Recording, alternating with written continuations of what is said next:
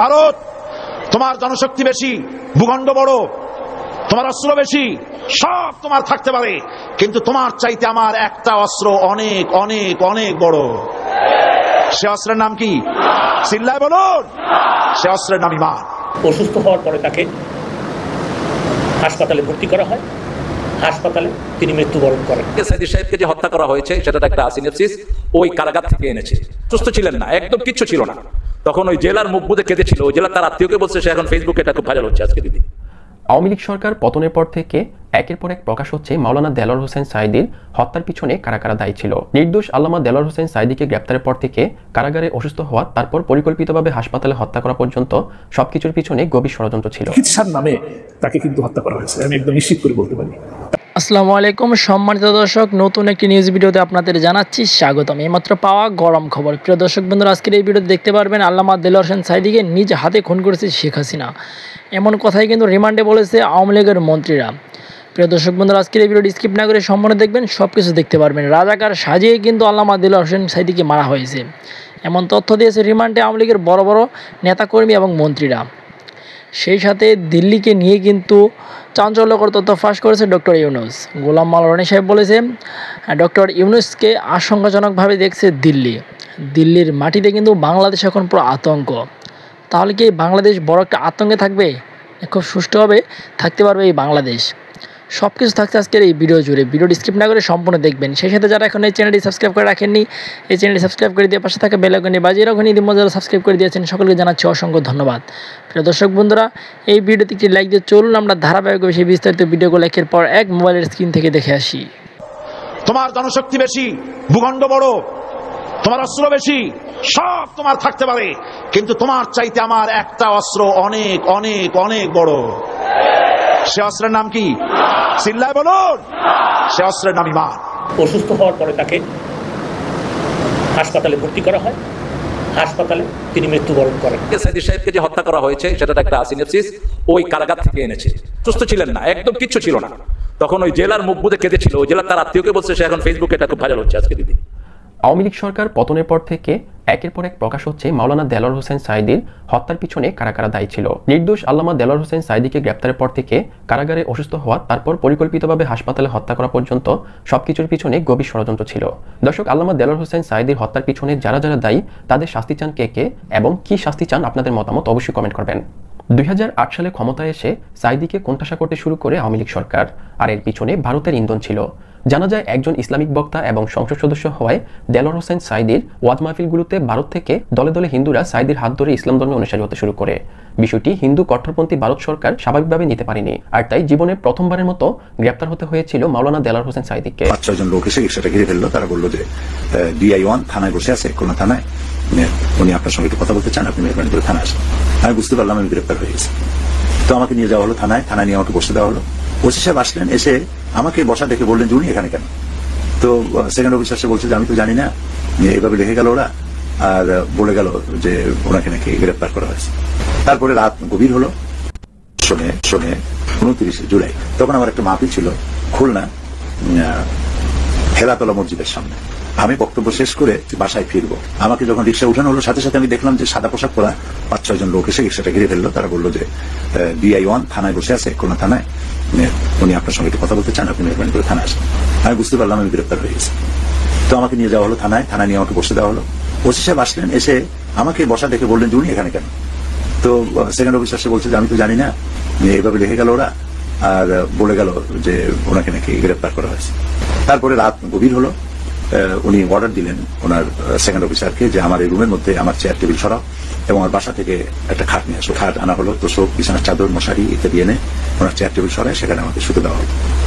এই থানায় আমাকে 3 দিন রাখা হলো। 3 দিনের দিন অর্ডার হলো যে আমাকে ঢাকায় পাঠাতে হবে।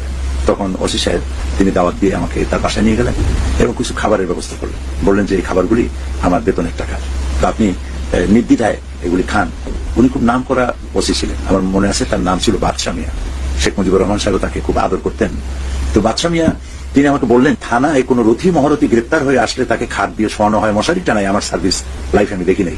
আমি আপনার জন্য এটা কেন করলাম তাও আমি জানি না, এটা বললেন। আরেকটা বললেন যে আপনি একটা দোয়া করবেন। উনি আমাকে দোয়া শিখাচ্ছেন, একটা দোয়া করবেন। কি দোয়া? তিনি বললেন যে আপনি যখনই কোনো সমস্যার সম্মুখীন হবেন তো বলবেন আল্লাহুম্মা ইন্না নাজআলুকা ফি নুহুরিহিম ওয়া নাউযু বিকা মিন শুরুরিহিম। তাই বললাম আপনি এটা জানেন কি করে? তিনি বললেন যে এখানে মৌলানা মওদুদী সাহেব আসছিলেন, এই যে হাদিস পার্কে, খুলনা হাদিস পার্কে তিনি বক্তব্য রাখছিলেন, তিনি হাদিস থেকে এটা উল্লেখ করেছিলেন, আর আমি ডিউটিতে ছিলাম, আমি এটা নোট করে নিয়েছিলাম, মুখস্থ করে নিয়েছি। তো আমি দেখলাম যে লোক আল্লাহর মেহরবানি হাদিসের খোঁজ খবর রাখে। আমি বললাম তো আমার এটা তো মুখস্থ আছে, আপনি স্মরণ করেন, আপনাকে ধন্যবাদ। পুলিশ লাইন থেকে 5 জন পুলিশ, এর একজন হাবিলদার সহ 5 জন পুলিশ, তাদের কাছে দেখলাম দড়ি আছে আর আছে তাদের কাছে হ্যান্ডগান। তোরা জিজ্ঞেস করছে স্যার কাকে নেব, ঢাকা কাকে নিতে হবে? তো এটা বলার পরে ওসি সাহেব বললেন যে তাদের ধারণা ছিল যে আসামি হাজতের মধ্যে। তিনি বললেন যে না, এই তো আমার সামনে বসা। তো আমার একটা কালো জামা গায়ে যাওয়া ছিল, সাদা একটা রুমাল ঘাড়ে ছিল, হাতে একটা তসবিহ ছিল, আমি বসে আছি। তো ওরা দেখে আটকে উঠেছে। এখন ওরা আমাকে কিভাবে নিবে? তখন দেখলাম ওরা পাশে গিয়ে পরামর্শ করতেছে, ফিসফিস করে পরামর্শ করছে, আমি শুনতে পাচ্ছি। তারা বলছে হ্যান্ডকাপ পরাবো কি পরাবো না, এই নিয়ে তাদের মধ্যে 2টা ভাগ হয়ে গেল। একজনে বলছে পড়াও, আর 4 জনে বলছে না, দরকার নেই। তারপরে তারা সিদ্ধান্তহীনতায় ভুগছে, দারোগার কাছে, ওসি সাহেবের কাছে গিয়ে জিজ্ঞেস করলো যে আমরা এখন কি করবো, আমরা তো সাহস করতেছি না হ্যান্ডকাপ পরাবার জন্য। তো ওসি সাহেব বললেন যে আমি তো এটা বলতে পারবো না, যেহেতু উনি আমার এখানে 3 দিন ছিলেন, নিজের ইচ্ছা কোনো সেন্ট্রি ছাড়াই তিনি গেছেন, উজু করতে গেছেন, গোসল করতে গেছেন, নামাজ পড়ে মসজিদে আবার এখানে ফিরে এসে পড়ছেন, আমি কোনো পুলিশ ওনার পিছনে লাগাইনি। এখন লম্বা পথ তোমরা নিবা, তোমরাই চিন্তা করো কি করবো। কিছুক্ষণ ভেবে হাবিলদার তিনি বললেন যে আমার দিকে তাকিয়ে বললেন যে আমার কোন ক্রমে আমার যদি চাকরি চলেও যায় তা আমার পক্ষে সম্ভব না আপনাকে হ্যান্ডকাপ পরানো, তা আমি আপনাকে এইভাবে নিয়ে যাব, তবে আপনি লক্ষ্য রাখবেন আমাদের চাকরিটা যাতে নষ্ট না হয়। আমি বললাম আপনারা নিশ্চিন্ত থাকতে পারেন। তা আমাকে নিয়ে তারা ট্রেনে উঠলো, সারাটা পথ তারা নির্বিঘ্নে ঘুমালো, আর আমি কমলাপুর স্টেশন পর্যন্ত খুলনা থেকে তাদের এই রাইফেলগুলি পাহারা দিলাম। এরপরে কমলাপুর স্টেশন থেকে নেমে ফজরের নামাজ পড়ে তারপরে তারা রাজারবাগ পুলিশ লাইনে আমাকে নিয়ে আসলো। এখানে আমাকে ঢুকাবার সময় হাবিলদার দেখি হাবিলদার কাঁপতেছে, এবং 10 টাকা না 20 টাকার একটা নোট হবে আমাকে দিয়ে বললো যেটা আমার হালাল টাকা, আপনি এটা রাখেন, কোন সময় হয়তো আপনার প্রয়োজন হতে পারে, তখন আপনি এটা কাজে লাগাবেন। তো আমি দেখলাম তার চোখে পানি দেখে আমি চিন্তা করলাম যে আমি যদি এটা প্রত্যাখ্যান করি, যদি না নেই, তবে সেটা মনে কষ্ট পাবে। আমি তার কাছ থেকে টাকাটা নিলাম এবং তার জন্য আমি দোয়া করলাম। তারা আমাকে ওখানে রেখে চলে গেল। আমাকে যে রুমে রাখা হলো, আমি ঢুকে দেখলাম সেখানে সমস্ত শরীর কাটা ফাটা, রক্ত, তারপরে চোখে পানি, কান্দাকাটি করতেছে 8-10টা যুবক ছেলে সেখানে বসা। সেখানে নিয়ে আমার বসে আমি জিজ্ঞেস করলাম তোমরা কারা? তারা বললো যে আমরা সিরাজ শিকদারের দল করি। তো তোমাদের মারছে কোথায়? তো বললো যে আমাদের 3 তলা ডেকে নিয়েছিল, ওখানে আমাদের মারপিট করেছে, নানা রকমের জিজ্ঞাসা ইত্যাদি করেছে। এর মধ্যে এক পুলিশ এসে আমাকে বললো যে দেলাওয়ার হোসেন সাঈদীকে, আমি বললাম আমি, বললো যে চলেন 3 তলা। এখন এদিকে এদের 3 তলা দিয়ে মারিয়ে পাঠাইছে, আর আমাকে সেই 3 তলায় ডাকতেছে। তখন আমি ভাবলাম যে এই হাসর বোধহয় আমারও হবে। আমার এ ধারণা হলো যে এতদিন আমি সাহাবায়ে কেরামদের, ইসলামের সাহাবায়ে কেরাম এবং ইসলামী আন্দোলনের যারা নেতৃত্ব দিয়েছেন উপমহাদেশে অথবা পৃথিবীতে, তারা যে দিনের কথাগুলি বলে টর্চার হয়েছেন, সম্ভবত এটা আমার কিসমতে আছে। এটি আমি মনে করে মানসিকভাবে প্রস্তুতি নিয়ে আমি চলে গেলাম। 3 তলায় আমাকে নেওয়া হলো। আল্লাহর মেহেরবানি, সেখানে গিয়ে আমার ধারণার ব্যতিক্রম জিনিস দেখতে পেলাম। 2 জন অফিসার ছিলেন ওখানে বসা। তারা আমাকে প্রশ্ন করলেন, এবং সেই প্রশ্নগুলি ছিল, আমি দেখলাম এত বড় ফাইল আমার সামনে আনা হয়েছে। ফাইলগুলি 1972 থেকে শুরু করে 75 পর্যন্ত আমি কোথায় কি বলেছি তাই। তারা বললো যে আপনি অমুক জায়গায় মোনাজাতে বলেছিলেন যে আল্লাহ তাআলা কাফেরদের হাত থেকে আমাদেরকে রক্ষা করে, এটা কেন বলেছেন? তাই বললাম যে এটা আমি তো কাউকে লক্ষ্য করে বলিনি, এটা আল্লাহ শিখানো। তো আল্লাহ বলেছেন ফানসুরনা আলাল কওমিল কাফিরিন, আল্লাহ তাআলা কাফেরদের মোকাবেলা আমাদেরকে তুমি সাহায্য করো, তুমি আমাদের মুনির, তুমি আমাদের মাওলা। আমি সেটা বলেছি। কেউ এটা নিজের গায়ে টেনে নেবে, আমি তো সেজন্য বলিনি। তো এইভাবে অনেক আমাকে ইন্টারোগেট করা হলো। তারপরে আমাকে বিকেলবেলা পাঠাতে হলো। সন্ধ্যার একটু আগে জোড়ায় জোড়ায় হ্যান্ডকাপ পরানো হলো, একজনের ডান হাত আর একজনের বাঁ হাত, এভাবে করে দেওয়া হলো। ওই সেদিন আমাকে হ্যান্ডকাপ পরানো হলো। তা আমি চিন্তা করলাম যেটাও একটা সুন্নত হয়ে গেল। ইউসুফ আলাইহিস সালাম জেলে গিয়েছিলেন, বহু নবী পয়গম্বর আল্লাহর ওলিদের হাতে হ্যান্ডকাপ পরেছেন। তো আমাকে নেওয়া হলো, এটা হচ্ছে শাহবাগ পুলিশ কন্ট্রোল রুম। সেখানে ঢুকানো হলো। ওরা একজন একজন করে খুলতেছে আর ভিতরে ঢুকাচ্ছে। তো সেই অবস্থায় আমাকে একটা পুলিশ দাড়িওয়ালা বুড়া মানুষ, সে ঢুকাচ্ছে একজন একজন করে। যখন আমি পালাক্রমে যখন আমি আসছি, তখন ওই আমার সাদা পাজামা আর কালো জামা দেখে আমার দিকে তাকায় এসেছে, হাত দিকে তাকায়া এটা খুলতে ছিল, আর পুলিশটা কেঁদে ফেললো। বললো যে আহারে, এইসব মানুষ ধরা আরম্ভ করেছে, দেশ তো থাকবে না। ঠিক এই কথাগুলি তিনি বললেন। আমি ভিতরে ঢুকলাম। সবাইকে ঢুকাবার পর এই পুলিশ বেচারা ঢুকছে আমার রুমে। রুমটা খুবই সংকীর্ণ। পুলিশ এসে আমাকে বললো, ওই সেই পুলিশটা যে আমাকে ওখান থেকে ছাড়লো, সে এসে বললো যে এখানে তো খাবার খুব নিম্নমানের, আপনার কাছে যদি টাকা থাকে তাহলে টাকা দেন, আমি আপনার খাবার এনে দিই বাইরে থেকে। তো আমি ওই সেই হাবিলদারের দেওয়া সেই টাকাটাই ছিল আমার কাছে পুঁজি, আমি সেটা তাকে দিয়ে দিলাম। সে তখন আমার জন্য খাবার নিয়ে আসলো। আমি সেই খানা খেয়ে, ঘুম আসতেছে না, এই পরিবেশ তো জীবনে পড়ি নাই কখনো, বিনা বালিশে বিনা বিছানায়। আমার কাছে শুধু একটা ছোট্ট কোরআন শরীফ ছিল আর একটা রুমাল। বাংলাদেশকে নিয়ে পেন্টাগন ইদানিং ঘন ঘন বিবৃতি দিচ্ছেন। শেখ হাসিনার পতনের আগে আগে বেশ কয়েকবার পেন্টাগন বাংলাদেশ নিয়ে কথা বলেছেন। এরপর যখন ডক্টর মোহাম্মদ ইউনূস এসেছেন, তারপরও পেন্টাগন বাংলাদেশ নিয়ে কথা বলেছে এবং বাংলাদেশকে নিয়ে তারা কাজ করতে চায়। তো এই বক্তব্যটি আমি মনে করি বাংলাদেশের জন্য একটি মারাত্মক ঝুঁকি ডেকে নিয়ে আসছে অনাগত দিনে বা আগামী দিনে। কারণটা কি? কারণটা হলো যে বাংলাদেশের সঙ্গে মার্কিন যুক্তরাষ্ট্রের যে রাজনৈতিক বিষয়াদি, দ্য পলিটিক্যাল অ্যাটাচমেন্ট যেটিকে বলা হয়, এটি যখন সর্বোচ্চ গুরুত্ব পায় তখন তাদের যে স্টেট ডিপার্টমেন্ট সেখান থেকে মন্তব্য করা হয়। আরও গুরুত্বপূর্ণ হলে পররাষ্ট্রমন্ত্রী বা তাদের যে সেক্রেটারি অফ স্টেট রয়েছেন মিস্টার ব্লিংকেন, তিনি সরাসরি বক্তব্য দেন। এটি হলো রাজনৈতিক। আর বাংলাদেশের ব্যাপারে যদি মার্কিন যুক্তরাষ্ট্রের কোনো সামরিক সিদ্ধান্ত থাকে, মিলিটারি প্ল্যান থাকে, সেক্ষেত্রে তারা যে বক্তব্য দেন তখন পেন্টাগন থেকে এই বক্তব্যগুলো দেওয়া হয়। মিলিটারির কতগুলো বিষয় থাকে। আমি মার্কিন যুক্তরাষ্ট্রে কাজ করেছি স্থানীয় সরকারের উপর। তো স্থানীয় সরকারের কাজ করতে গিয়ে তাদের যে সোশ্যাল সিকিউরিটি, সামাজিক নিরাপত্তা, আন্তর্জাতিক নিরাপত্তা, এই বিষয়গুলো কিছুটা হলে আমার দেখার সুযোগ হয়েছে। তো যেটি দেখেছি সেটি হলো যে যখন বিদেশি কোনো রাষ্ট্রের সঙ্গে তাদের দ্বিপাক্ষিক বা বহুপাক্ষিক যখন কোনো রাজনৈতিক বিষয়াদি থাকে তখন সেটি পররাষ্ট্র মন্ত্রণালয় করে। মূলত তারাই এই জিনিসটিকে জেনারেট করে, পররাষ্ট্র মন্ত্রণালয়।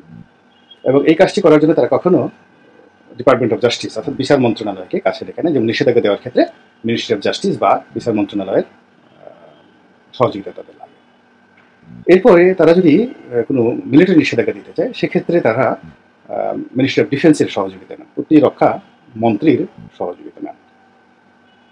কিন্তু যখন কোনো অপারেশনের বিষয়, মিলিটারি অপারেশনের বিষয় যাকে বলা হয় সিদ্ধান্ত নেন, তখন সরাসরি পেন্টাগনের সামরিক কর্মকর্তারা কাজ করেন operation, in terms of operation. এবং এখানে সেই আমাদের বাংলাদেশের যে অঞ্চল, সেই অঞ্চলটি যেটিকে বলা হয় প্যাসিফিক কমান্ড, প্রশান্ত মহাসাগরীয় কমান্ড, এই বিভাগটি তদারক করে। তো প্যাসিফিক কমান্ডের যিনি প্রধান, তিনি এই অপারেশনে করে সরাসরি মিলিটারি অপারেশন, মিলিটারি স্ট্র্যাটেজি, এই সকল বিষয় নিয়ে সরাসরি কথা বলে।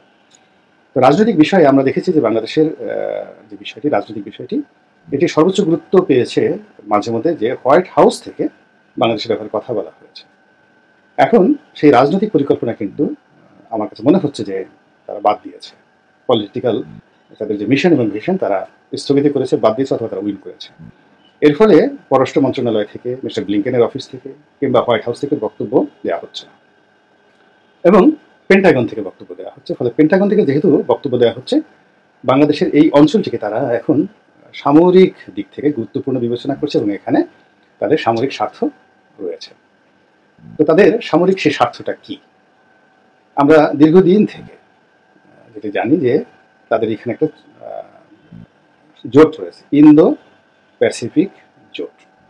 প্রশান্ত মহাসাগর থেকে যে স্রোতধারাটি, জলপথটি ভারত মহাসাগরে এসেছে এবং ভারত মহাসাগরের থেকে যে অংশটি বঙ্গোপসাগরে এসেছে, এই অঞ্চলের যে নৌ রুট, নৌ বাণিজ্য, এবং একই সঙ্গে এই অঞ্চলে যে সামরিক যানবাহনের যে চলাচল, সেটি এই বঙ্গোপসাগরের এখান থেকে চীন সাগর, চীনের আবার দুটো উত্তর চীন সাগর, দক্ষিণ চীন সাগর। এরপর এখান থেকে ভারত মহাসাগরের যে অংশটি ইন্দোনেশিয়া চলে গেছে, মালাক্কা প্রণালী, সেই মালাক্কা প্রণালী, এই পুরো রুটটির উপর যেন আমেরিকার স্বার্থ বিরোধী কোনো শক্তি সামরিক সক্ষমতা অর্জন করতে না পারে, এজন্য তারা এই ইন্দো প্যাসিফিক যে একটা চুক্তি, যেটিকে আবার কেউ কেউ কোয়াড হিসেবে বর্ণনা করছেন, তো সেই চুক্তিতে বাংলাদেশকে অন্তর্ভুক্ত করার জন্য তারা দীর্ঘদিন যাবত চেষ্টা করছে। এবং এই ইন্দো প্যাসিফিক যে তাদের যে চুক্তি, এই চুক্তিতে তাদের অন্যতম সঙ্গী হলো ভারত, দিল্লি। আর এই চুক্তির প্রতিপক্ষ হলো চীন। চীনের ক্রমাগত প্রেসারে শেখ হাসিনা কিন্তু এই চুক্তিতে অন্তর্ভুক্ত হতে পারেনি বা কোয়াডে যোগদান করতে পারেনি। দিল্লি চেষ্টা করেছে, আমেরিকা চেষ্টা করেছে, এবং সেটা যদি শেখ হাসিনা করতে পারতেন তাহলে এখন তার অবস্থা কী হতো আমরা সেটা বলতে পারি না। তো যাই হোক, এখন দিল্লি বর্তমান সরকারের সঙ্গে কৌশলগতভাবে আমেরিকার স্বার্থের জন্য যতটুকু দরকার ততটুকু ছাড় দেবে, কিন্তু দিল্লির সঙ্গে বাংলাদেশের এই বর্তমান সরকারের মূলত দ্বিপাক্ষিক সম্পর্কটা একেবারেই হবে না। একেবারে হবে না, এটি দা কুমড়ার সম্পর্ক থাকবে। কিন্তু ইউনুস সরকার যদি ইন্দো প্যাসিফিক জোটে যোগদান করতে চায়, সেক্ষেত্রে দিল্লি ভেটো দেবে না, শুধুমাত্র এই আমেরিকার এই যাকে বলে রাস্তাটি ওপেন করার জন্য। এখন আমেরিকা যেহেতু পেন্টাগনের মাধ্যমে তারা বক্তব্য দিচ্ছে, তাদের একটা আত্মবিশ্বাস জন্ম নিয়েছে যে তারা এখন বাংলাদেশকে ইন্দো প্যাসিফিক জোটের মধ্যে পেয়ে যাবে। এবং এটি ইউনুস সরকারের জন্য কতটা বুমেরাং হয়ে যাচ্ছে যে এই যে পেন্টাগনের বক্তব্য, এই বক্তব্যের সঙ্গে সঙ্গে চীন কিভাবে রিয়াক্ট করেছে, সেই রিয়াক্টটা বুঝতে পারবেন যে চীনের যিনি বাংলাদেশে নিযুক্ত রাষ্ট্রদূত, তিনি সঙ্গে সঙ্গে মির্জা ফখরুল সাহেবের সঙ্গে দেখা করেছেন এবং একসঙ্গে সংবাদ সম্মেলন করে বলছেন বাংলাদেশের সঙ্গে তারা থাকবেন এবং কাজ করতে চান। মানে সরাসরি তারা এখন বিএনপিকে সমর্থন দিয়ে বিএনপিকে ক্ষমতায় আনতে চাচ্ছে।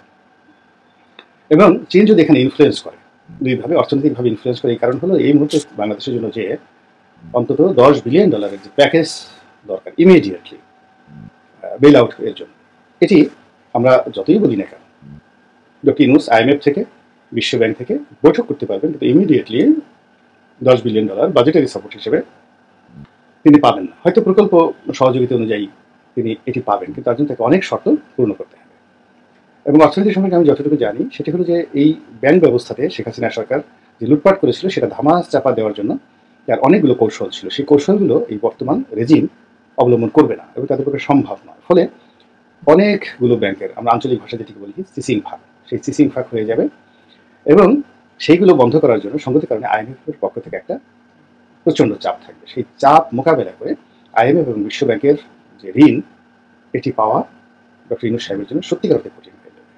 এবং আমরা এখন তাকে নিয়ে যে ভরসা করছি, বা এখন যারা বাংলাদেশ ব্যাংকের গভর্নর রয়েছেন যিনি, তিনি একসময় বিশ্ব ব্যাংকের কর্মকর্তা ছিলেন, আলটিমেটলি এগুলো ওইভাবে কাজ করবে না যেভাবে চীনের ঋণ কাজ করবে। এবং চীন এক মুহূর্তের মধ্যে এই পেন্টাগনের বাড়াবাড়ি করার কারণে তারা বিএনপির সঙ্গে একটা গাঁট বেঁধেছে। এবং বিএনপির আলতাফ হোসেন চৌধুরী সাহেব আছেন নেতা, দীর্ঘদিন ধরে তিনি চীনের সঙ্গে এই কূটনৈতিক যে বিষয়টি, চীন বাংলাদেশ যে একটা ফ্রেন্ডশিপ অ্যাসোসিয়েশন আছে তার মাধ্যমে কিন্তু তিনি অত্যন্ত সুকৌশলে চীনের সঙ্গে একটা কাউন্টার রিলেশন তিনি রাখছিলেন।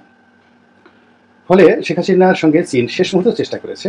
এর কারণ হলো শেখ হাসিনার মধ্যে যে চরিত্রটা ছিল, স্বৈরাচারী যে মনোভাব ছিল, একনায়কতন্ত্র ছিল, ফ্যাসিবাদ ছিল, এটি চীনের জন্য অনেকটা সহজতর ছিল তার সঙ্গে ডিল করা। যে কোনো গণতান্ত্রিক শক্তির চাইতে স্বৈরতান্ত্রিক শক্তির সঙ্গে চীনের যে বর্তমান সিস্টেম তাদের অ্যাডাপশন ভালো হয়। কিন্তু শেখ হাসিনার যাকে বলা হয় দোদল্যমানতা, একবার দিল্লি, একবার চীন, একবার আমেরিকা, একবার রাশিয়া, এই বিভিন্ন কারণে তিনি যখন বেজিংয়ে গেলেন শেষবার, তখন তিনি সেখান থেকে রীতিমতো অপমানিত হয়ে নির্ধারিত দিনের 24 ঘন্টা আগে তিনি বাংলাদেশে চলে এলেন। তখনই আমার কাছে মনে হয়েছিল যে শেখ হাসিনার কপাল ফুল। আমি একটা ভিডিও করেছিলাম যে শেখ হাসিনার কপাল ফুল, চীন থেকে অপমান হয়ে ফিরে আসেন। আর কোটাল আন্দোলন, শিক্ষকদের আন্দোলন যখন চলছিল, একেবারে শুরুতে আমি বলেছিলাম যে এই পচার শামুক, তখন এটি বলতে গেলে পচার শামুক ছিল, এটাতেই আওয়ামী লীগের পা কাটবে, শেখ হাসিনার কপাল ফুলবে এই পচার শামুকের কারণে। এই কারণে হলো শেখ হাসিনা সবসময় খেলেছে, বিভিন্ন সময়টাতে অনেকগুলো নিয়ে খেলেছে। এটি তার একটা রোগে পরিণত হয়েছিল, মানসিক রোগে পরিণত হয়েছিল। তো শিক্ষক আন্দোলন করেছিলেন যারা তারই দলের লোকজন, তার কাছে মনে হয়েছিল এটা তুড়ি মেরে উড়িয়ে দেওয়া যাবে। দ্বিতীয়ত ছাত্ররা যে আন্দোলন করেছিল, যে ডিমান্ড ছিল একেবারেই হালকা পাতলা সাধারণ ডিমান্ড, কোটা বিরোধী আন্দোলন, এটিও তিনি মনে করছিলেন আচ্ছা ঠিক আছে, ছাত্ররা মাঠ গরম করছে, আন্দোলন করছে, তার আন্দোলনটা রাখো, আমি যে কোনো সময় এটা বন্ধ করে দেবো। এর ফলে কি হচ্ছে, বিএনপি আর আন্দোলন কোনো স্পেস পাবে না। রাজপথ যদি গরম থাকে, একসাথে দুটো গরম একসাথে হয়। তো বিএনপিকে মূলত স্পেস না দেওয়ার জন্য ছাত্ররা আন্দোলন করুক, আরও কয়েকদিন আন্দোলন করুক, এটাকে নিয়ে তিনি একটা স্পেস দেওয়ার চেষ্টা করেছেন, তুচ্ছ তাচ্ছিল্য করেছেন। কিন্তু এই বিষয়টি তার জন্য এতটা মারাত্মক আকার ধারণ করে যখন তিনি সিদ্ধান্ত নিলেন, তখন আর সমাধানের পথ ছিল না। তো তার পতনের একদম পূর্বক্ষণ পর্যন্ত চীন কিন্তু চেষ্টা করেছে তার সঙ্গে একত্র থাকার জন্য।